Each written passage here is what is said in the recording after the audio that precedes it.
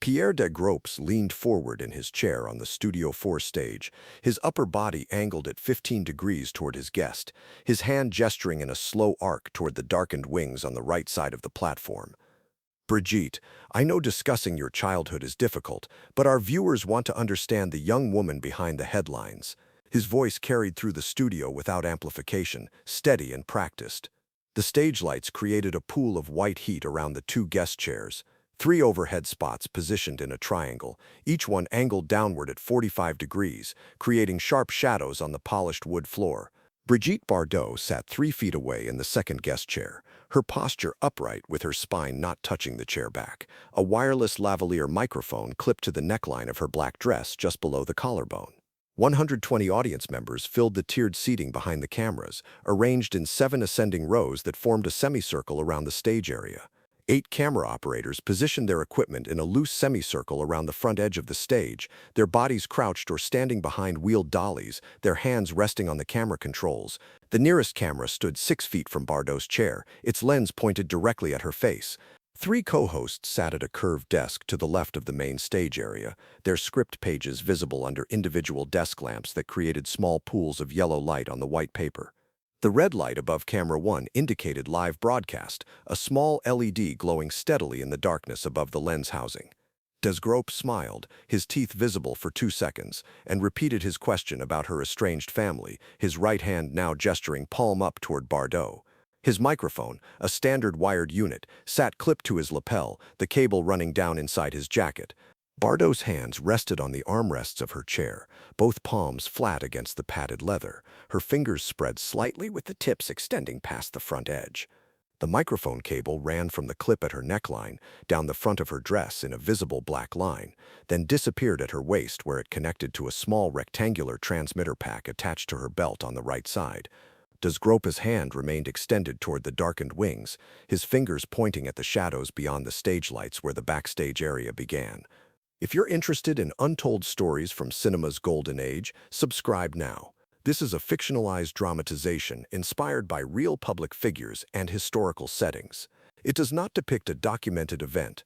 Desgraupes turned his entire body toward camera 2, which stood positioned 8 feet to his left, his shoulders rotating 90 degrees from their previous angle. Before we continue, let's look at how Brigitte became France's most recognized face. His right hand rose to gesture at the studio monitors mounted on metal brackets above the audience seating. A filmed package began playing on the 3 monitors simultaneously, the screens flickering from black to gray to image in the span of 1 second. Black and white footage showed Bardot at 17 in her first screen test, the image grainy and high contrast, her face filling the center of the frame. The narration described her rise from troubled Paris teenager to international cinema star in under 5 years, the voiceover male and authoritative, each word clearly enunciated. Magazine covers flashed across the screen in quick succession. Elle, Paris Match, Life, Vogue, each one appearing for 2 seconds before cutting to the next, the images creating a rapid montage of faces and headlines. The package ended with tabloid headlines about family estrangement and public feuds, the words visible in large, bold typeface across newspaper front pages. The final image froze on a photograph of Bardot turning away from cameras outside a courthouse, her hand raised to block her face, her body angled away from the lens. The monitors went dark simultaneously, the 3 screens returning to black, and the stage lights came back up to full intensity over the span of 3 seconds. Desgraupes adjusted his tie with his right hand, his fingers pulling the knot upward half an inch, then smoothing the silk against his shirt. He looked directly at Bardot, his eyes finding hers across the 3 feet of space between their chairs. Your relationship with your father has been the subject of much speculation. His tone shifted to something softer, the volume dropping slightly, the pace of his words slowing by half, creating a more intimate cadence that the lapel microphone captured and transmitted through the studio speakers. The audience leaned forward in their seats, the motion creating a wave of small creaks and rustles, fabric against chair backs, shoe soles adjusting on the floor, programs being set down on laps. Bardot's fingers pressed against the armrests with increased pressure, creating small white areas around her fingertips where the blood flow decreased. The 3 co-hosts set down their pens in near unison, the clicking sounds of metal against wood audible in the brief pause, and turned their faces toward the main stage to watch the exchange. Tonight, Desgraupes said, standing from his chair with a smooth upward motion that took 2 seconds, his weight shifting from seated to standing without his hands touching the armrests. We have arranged something very special. He walked 3 steps toward center stage, his dress shoes creating distinct clicking sounds against the wood floor. Click, pause, click, pause, click. His hand rose again, pointing toward the wings, his arm extending to full length with his index finger aimed at the darkness beyond the stage lights. We believe families should have the chance to heal. He gestured with both hands now, beckoning with palms facing upward and fingers curling inward in a repeated scooping motion. Please welcome someone who has traveled a long way to be here tonight.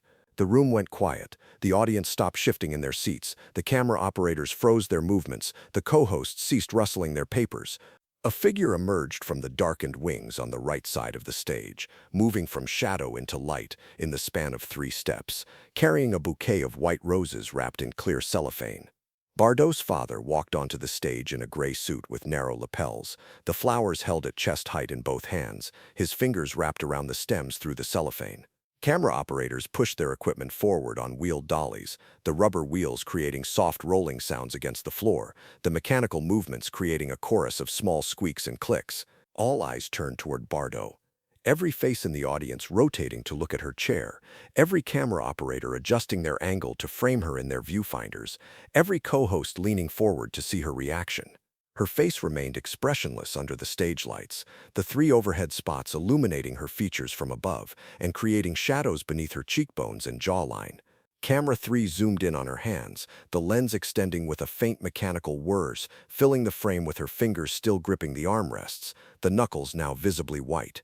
Desgraupes moved between Bardot and her father, positioning his body directly in the sightline between the 2 chairs, his shoulders squared and his weight balanced evenly on both feet. Monsieur Bardot has come here tonight hoping for a conversation, perhaps even reconciliation.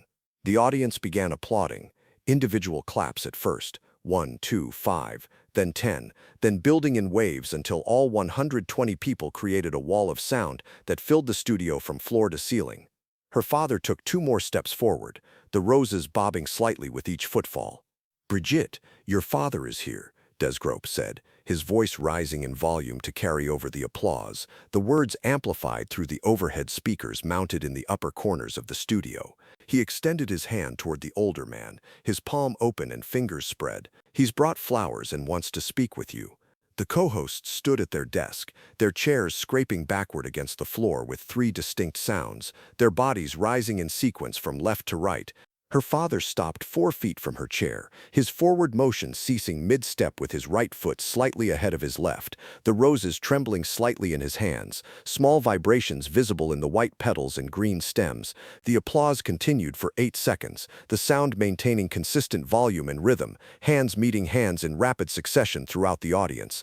Desgraupes stepped aside to clear the camera line between father and daughter, his body moving 3 feet to the left, creating an unobstructed visual path that camera 1 captured in a wide 2-shot. Please, Desgraupes said, his right hand gesturing toward Bardot's chair with an upward sweeping motion, stand up and greet him. The audience applause grew louder, individual voices now joining with shouts of encouragement. Allez, s'il vous plaît, embrassez-le, the words barely distinct over the hand clapping. Her father extended his arms, the bouquet shifting to his right hand, his left arm opening outward in preparation for an embrace, the flowers now held at shoulder height. Bardot's fingers remained locked on the armrests, her grip unchanged from 30 seconds earlier, the white areas around her fingertips still visible. The microphone at her neckline caught the sound of her breathing, shallow inhalations and exhalations, creating faint audio that the broadcast system transmitted as barely perceptible whispers beneath the applause. Camera operators adjusted their positions, bodies shifting left and right, lenses tilting up and down, creating new angles on her face, profile from the left, 3/4 view from the right, tight close-up from the front. One of the co-hosts walked toward the stage, her heels creating sharp clicking sounds against the floor that cut through the applause, her right hand extended toward Bardot in a beckoning gesture. Brigitte, your father has come so far, she said from the edge of the platform, her voice raised to carry over the noise, her face turned toward the guest chair. The audience applause began to fade, individual hands stopping in sequence until the sound diminished from a roar to scattered claps to complete silence over the span of 5 seconds. Desgraupes moved closer to Bardot's chair, his position now 2 feet from her right side. Her father lowered the flowers slightly, the roses dropping from shoulder height to chest height, but his arms still extended outward toward Bardot, his left arm bent at the elbow and his palm facing upward. No one moved. The stage lights created shadows beneath the chairs and across the polished floor, long dark shapes that extended from the chair legs toward the wings, sharp-edged and motionless. Bardot stood, her body rising from the chair in one smooth vertical motion, her hands releasing the armrests and moving to her sides. Her right hand moved to the microphone clipped at her neckline, her fingers closing around the small metal clip and the fabric of her dress simultaneously. She unclipped it with one smooth motion, the small metal clip releasing from the fabric with a faint click, the microphone separating from her dress and dangling at the end of its cable. She walked 2 steps toward Desgraupes, her heels creating 2 distinct sounds against the floor, and placed the microphone on his empty chair. The cable draped across the armrest in a loose curve, the small black wire visible against the light-colored upholstery, the rectangular transmitter pack still attached to her belt on the right side. She turned toward the exit at stage left, her body rotating 180 degrees, her face now pointed away from the cameras and toward the darkened wings on the opposite side of the stage. Desgraupes called after her, his voice amplified through the studio speakers, his mouth 6 inches from his lapel microphone. "Brigitte, wait, your father is here for you." His words filled the room from the overhead speakers mounted on the ceiling and the monitors mounted on the walls, the amplified sound traveling through every corner of the studio. Bardot's lips moved, her mouth opening and closing as her lips formed shapes, but no sound came from the broadcast system, the wireless microphone now disconnected and sitting on Desgraupes' chair, no longer capturing or transmitting her voice. Camera operators swung their equipment to follow her movement across the stage, the wheeled dollies rotating on their bases, the lenses tracking her path from right to left across the platform.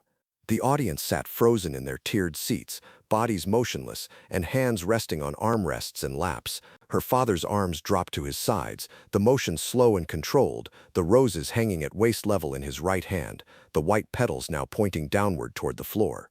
Bardot walked 8 steps toward the exit, her heels clicking against the stage floor in a steady rhythm, 1 click per second, the sound sharp and clear in the silence that had fallen over the studio. 5 seconds passed. Desgraupes stood beside his chair, one hand extended toward her departing figure, his arm raised to shoulder height, his fingers spread and reaching.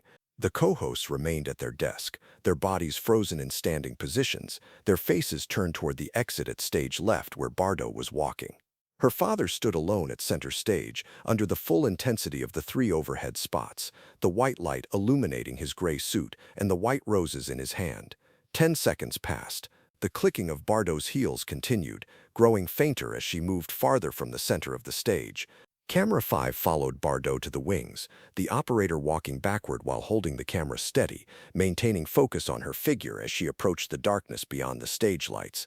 A stage manager in black clothing stepped aside as she passed, his body pressing against the wall to clear her path, his clipboard held against his chest. Her mouth continued moving, her expression calm and controlled, but the broadcast carried only silence where her voice should have been, no audio transmission from the disconnected microphone. The audience remained seated, hands resting on armrests and laps, faces still turned toward the stage exit. Desgraupes picked up the microphone from his chair and held it in both hands, examining the small clip and the dangling cable. 15 seconds passed. The clicking sound of Bardot's heels stopped, indicating she had left the wooden stage floor. Her father looked down at the bouquet in his hands, his chin dropping toward his chest, his eyes fixed on the white roses and green stems wrapped in cellophane. He turned slowly toward Desgraupes, his body rotating in a quarter circle, his feet shuffling against the floor without lifting. The camera operators held their positions, equipment pointed at empty space where Bardot had been standing moments earlier, the lenses focused on shadows and vacant floor. Desgraupes raised the disconnected microphone toward his mouth with both hands and began speaking, his lips 2 inches from the small microphone head. "Ladies and gentlemen, we appear to be experiencing technical difficulties." His voice filled the speakers throughout the studio while he held the microphone that was no longer connected to Bardot, the small device now just a prop in his hands. His own lapel microphone continued to function, capturing and broadcasting his words. Bardot's father walked 3 steps forward toward center stage, his movements slow and deliberate, then bent at the waist and set the white roses on the stage floor.